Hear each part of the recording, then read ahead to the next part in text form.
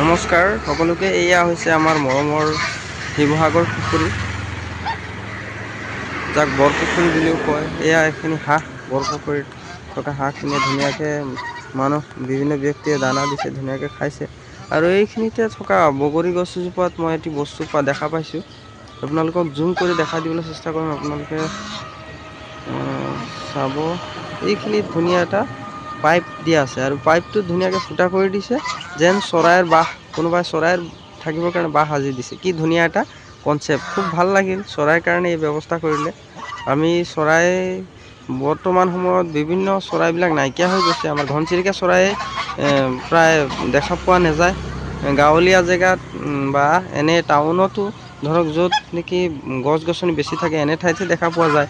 ইয়াতেই বগৰী এজোপাত ধুনীয়াকৈ পাইপ এটা কাটি ধুনীয়াকৈ ফুটা কৰি দিছে। বিভিন্ন চৰাই, বিশেষকৈ ঘনচিৰিকাই এনেকৈ ফুটাত সাধাৰণতে এনেকৈ বাস কৰি থাকে। গতিকে দেখি খুব ভাল লাগিছে। সেইটোৱে আপোনালোকৰ কাৰণে শ্বেয়াৰ কৰিলোঁ। ধন্যবাদ।